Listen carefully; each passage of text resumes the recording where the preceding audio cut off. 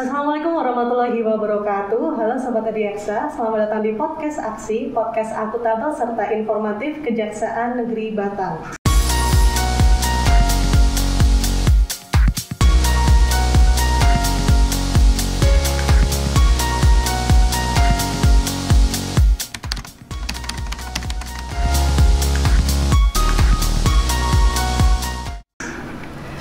Kali ini merupakan episode spesial karena pada kali ini untuk pertama kalinya kita berkolaborasi dengan instansi lain yaitu dari PT PLN.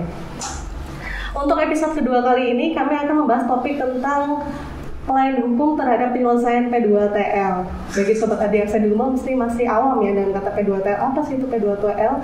Nah, kita akan membahas dengan narasumber kami. Yang pertama dari PT PLN ada Bapak Andi Arijal. Selamat pagi Bapak. Ada Bapak Rifki Ade Ardiansyah. Selamat pagi Bapak. Dan dari Kejaksaan kami telah menghadirkan Bapak Kasidatun yaitu Bapak Faisal Karim Esa. Selamat pagi Bapak. Selamat pagi. Untuk lebih dekat nih Pak, mungkin bisa dilakukan perkenalan dulu dari PT PLN sendiri Pak. Monggo Pak. Baik, perkenalkan nama saya Andi Arijal dari UP3 Pekalongan sebagai manajer bagian transaksi energi. Terima kasih Mbak Nadia. Perkenalkan, ini kita sapa dulu ya Pak ya, Sobat Adiaksa. Sobat Adiaksa. Selamat pagi. Perkenalkan, saya Rifki Ade Ardiansyah. Saat ini saya sebagai manajer PT PLN Persero ULP Batang. Untuk di Kejaksaan kan panggilannya Sobat Adiaksa Pak. Untuk di PLN sendiri itu apa Pak? Kalau di PLN ini ada panggilan PLNers. Para pelanggan PLN namanya PLNers. Oke Pak. Sesuai topik ini kan Pak, kita membahas tentang pelayanan hukum terhadap penyelesaian P2TL. Nah, saya akan bertanya kepada Bapak Faisal Karim nih. Untuk pelayanan hukum sendiri itu artinya apa Pak? Jadi pelayanan jasa hukum berupa pemberian konsultasi hukum yang diberikan oleh masyarakat. Jadi pelayanan hukum itu dilakukan oleh jaksa pengacara negara. Untuk mekanisme dan prosedur dalam mengajukan pelayanan hukum itu apa saja? Nah, kalau pelayanan hukum ini bisa dilakukan secara lisan maupun tertulis. Nah, kalau pelayanan hukum secara lisan berarti masyarakat itu datang ke kantor, menyampaikan maksudnya, nanti akan bertemu dengan jaksa pengacara negara. Nah, di situ akan dibahas terkait dengan persoalan-persoalan yang ditanyakan oleh masyarakat tersebut. Nah, kalau tertulis itu memang itu berupa surat permohonan. Nah, itu nanti dijawab juga secara tertulis oleh pihak JPN. Mungkin gambaran umumnya seperti itu, Pak. Berarti pelayanan hukum sendiri itu tidak hanya ditujukan kepada masyarakat, bisa juga kepada badan hukum Pak. Untuk kepada instansi pemerintah atau BUMN dan BUMD itu apakah bisa Pak? Kalau untuk instansi pemerintah bisa Mbak, bisa. Jadi bisa memberikan pelayanan hukum, bantuan hukum dan lainnya Mbak. Itu bisa. Jadi sebagai satu contoh, misalnya ada pelayanan hukum berupa penyelesaian P2TL ini, terus ada pelayanan bantuan hukum juga dengan pihak PLN dalam penyelesaian seperti ini. Itu dasarnya memang ada MOU antara pihak PLN dengan pihak Kejaksaan, Pak. Nah, sekarang kita akan bertanya kepada dari PT PLN, Pak. Untuk pengertian P2TL itu sendiri apa itu, Pak? Baik, terima kasih Mbak Nadia. Jadi kalau P2TL itu sebenarnya satu singkatan. Singkatan itu dari penertiban pemakaian tenaga listrik. Dan kalau secara definisinya P2TL itu serangkaian kegiatan dari PT PLN Persero, dari mulai tahapan perencanaan, kemudian pemeriksaan, tindakan dan penyelesaian termasuk langkah-langkah hukum terhadap aset jaringan PLN yang tentunya ini berkaitan dengan pemakaian tenaga listrik yang tidak sesuai peruntukannya atau tidak tertib lah, seperti itu P2TL. Salah satu program penertiban berarti. Untuk dasar hukumnya dari program tersebut itu apa Pak? Dasar hukumnya itu adalah peraturan direksi dari PLN Persero nomor 88Z.B tahun 2016. Itu merupakan peraturan dari Direktur PT PLN yang sudah disahkan oleh Dirjen Ketenagalistrikan dari Kementerian ESDM. Oke. Untuk Bapak Andi nih, tujuan yang ingin dicapai Pak atas program P2TL itu sendiri apa itu Pak? Iya. Tujuan dari P2TL itu tujuan utamanya kita sebenarnya untuk menjaga masyarakat atau PLNers agar mereka terkait dengan keselamatan ketenagalistrikan. Nah, jadinya tadi yang kita disampaikan sama Pak Arifin tadi, dengan tujuan tersebut kita menelusuri berbagai pelanggan kita apakah ada sekiranya yang dapat mengakibatkan keselamatan ketenagalistrikan itu. Nah, di sini nanti kita bisa lihat apakah ada yang tidak tertib. Karena dengan ketidaktertiban pemakaian tenaga listrik itu nanti efeknya terhadap keselamatan ketenagalistrikan. Jadi tujuan utamanya itu menjaga masyarakat agar selamat dari bahaya listrik. Karena banyak sekali ya Pak ya kasus-kasus di luar itu pemakaian listrik yang tidak sesuai dengan prosedur, banyak rumahnya kebakaran. Betul gitu. sekali. Salah satu tujuannya seperti itu ya. Ya, betul sekali. Nah, untuk P2TL itu jenis-jenis pelanggarannya itu apa saja Pak? Kalau jenis pelanggarannya itu di dalam perda tadi yang 88 tadi itu ada 4 jenis, Mbak. Yang pertama P1. P1 itu pengertiannya mempengaruhi batas daya, yang kalau kita lihat itu namanya MCB. Jadi yang harusnya 2 ampere tapi ternyata di sana lebih pemakaiannya. Itu yang pertama. Terus yang kedua namanya P2. P2 itu mempengaruhi KWH, putaran KWH. Jadi ini otomatis mempengaruhi juga dari pemakaian listriknya, yang harusnya pakai misalnya 100, ternyata dia bayarnya cuma 50. Itu pelanggaran P2 namanya. Terus jenis yang ketiga namanya P3. Ini P3 gabungan dari P1 dan P2. Jadi dia mempengaruhi batas daya, dia juga mempengaruhi pemakaian KWH. Terus yang terakhir P4. Nah, P4 ini ilegal namanya, karena mereka menggunakan listrik itu tanpa berlangganan sama PLN. Jadi namanya menggunakan listrik tanpa hak alas yang sah gitu ininya, gitu. Seperti itu Pak ininya. Jadi mungkin bisa dijelaskan secara lebih rinci ya Pak ya. Untuk contoh kasus dari masing-masing pelanggaran itu sendiri Pak. Jadi memang kami sekaligus kami sosialisasikan ya Mbak Nadia di sini tadi yang disampaikan oleh Pak Andi supaya masyarakat ini lebih tahu. Jadi ternyata contoh nih P1 tadi, P1 itu pelanggaran mempengaruhi daya. Kan juga masyarakat ini yang belum tahu. Ternyata kalau masyarakat itu kenal namanya pembatas MCB namanya, mini circuit breaker kalau misalkan bahasa teknisnya. Itu P1 itu diperbesar. Jadi misalkan seharusnya daya kontraknya itu 900 VA. Kemudian karena kebutuhan yang lebih tinggi, kemudian diperbesar. Diperbesar ini tanpa dengan prosedur yang benar. Itu satu pelanggaran. Ini yang sering masyarakat nggak tahu nih harus kemana untuk tambah daya. Itu kalau tambah daya harus ke PLN, jangan lewat oknum, jangan lewat calo dan sebagainya, harus ke PLN. Itu jadi contoh yang P1 memperbesar pembatas daya. Gitu. Kemudian P2 itu mempengaruhi pengukuran dari KWH meter. Jadi KWH meter itu merupakan titik transaksi. Jadi kalau kita belanja itu kasirnya lah, ya kan? Titik transaksi antara pelanggan, konsumen PLNers dengan PLN sebagai penyedia jasa. Nah, tentu di situ merupakan hal yang sangat krusial. Itu kalau misalkan golongan P2 itu biasanya mempengaruhi.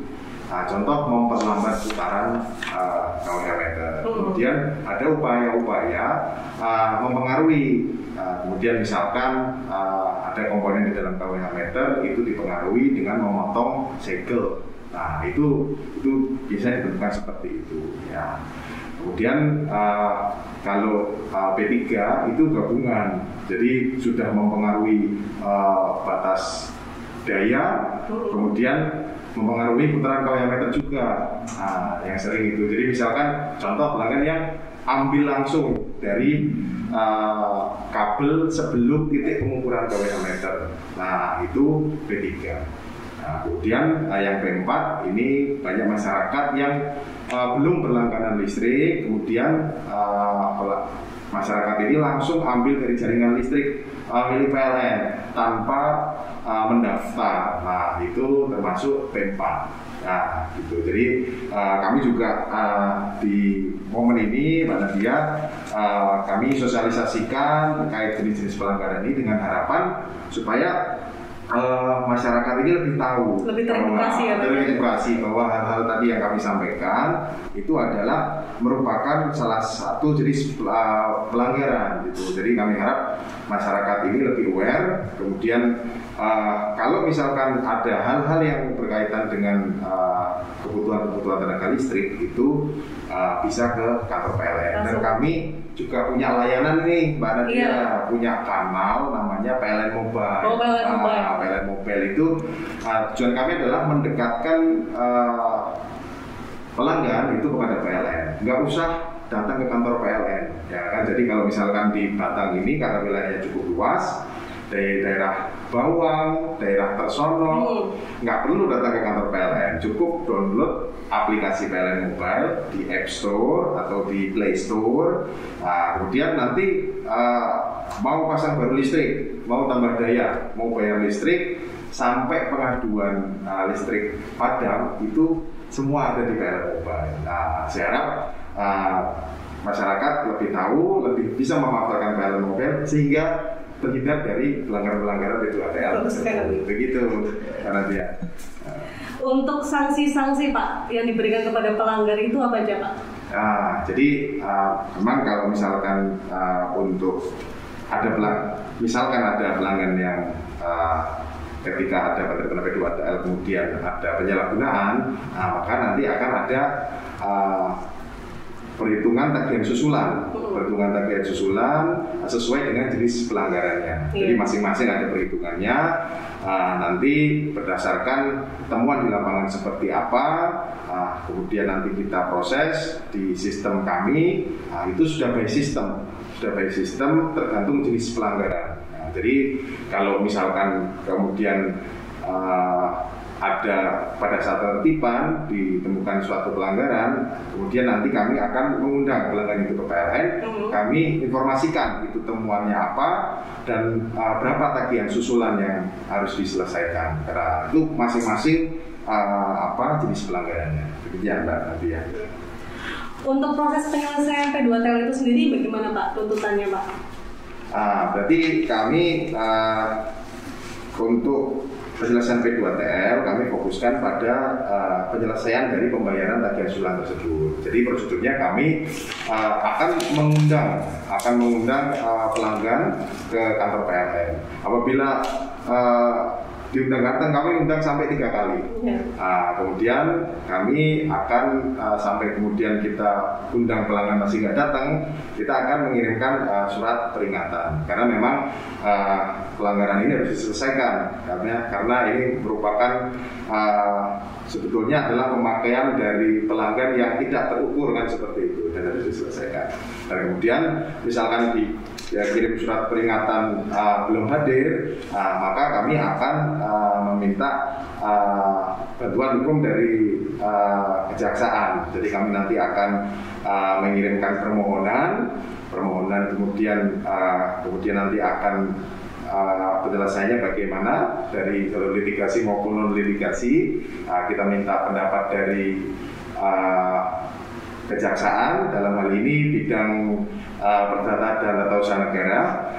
Kemudian apabila memang sudah memenuhi syarat-syaratnya, maka kita dan menyatakan memang ini bisa dibantu oleh dari Datun, maka kami akan membuat SKK.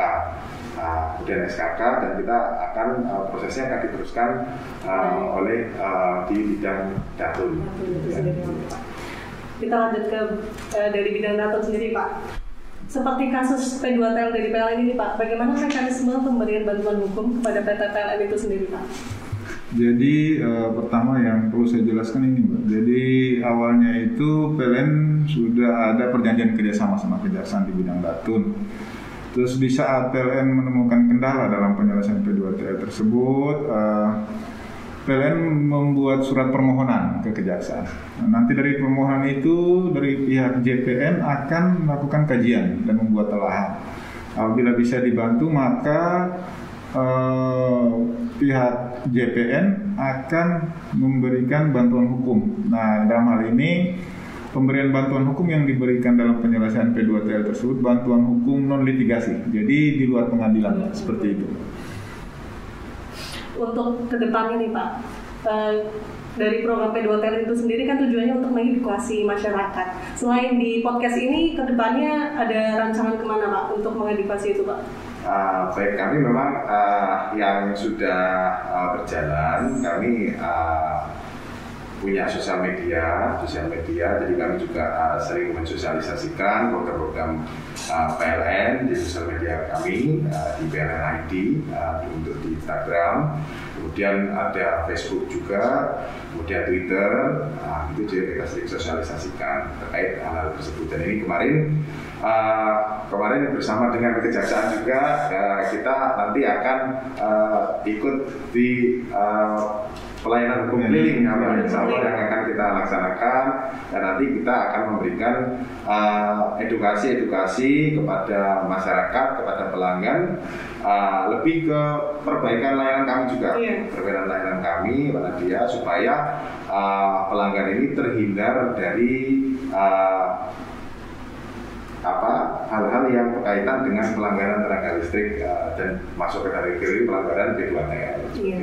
Jadi sekarang semuanya sudah dipermudah ya Pak ya. Ada aplikasi PLN Mobile dan kita dari PLN sendiri juga sudah bisa mengedukasi masyarakat untuk memperkecil angka pelanggaran dari P2TL itu sendiri. Ditambah tadi dengan yang kumpling itu nanti kita sangat terbantu, ini nanti yang akan kita laksanakan bersama Kejaksaan Negeri Batam. Dan untuk Pak Faisal nih, jadwal pelayanan hukum gratis di Kejaksaan itu setiap hari apa Pak? Kalau pelayanan hukum gratis itu dari hari Senin sampai hari Jumat. Jadi dimulai jam 8 sampai jam 3 sore. Bahkan kalau sudah sampai jam 4 sore lah maksimalnya, seperti itu. Dan kedepannya ini akan dilakukan pelayanan hukum keliling seperti yang disampaikan oleh Pak Rifki tersebut, itu 2 minggu sekali. Nah, jadi pertimbangan kami dengan pihak PLN, walaupun pihak Kejaksaan juga mempunyai aplikasi, PLN juga mempunyai aplikasi, tapi ada dalam hal-hal tertentu mungkin kami dengan pihak PLN merasa bahwa ini harus dijelaskan langsung ke masyarakat. Nah, tujuannya seperti itu. Jadi memberikan pemahaman kepada masyarakat sehingga masyarakat itu terhindar dari masalah-masalah hukum. Mungkin itu.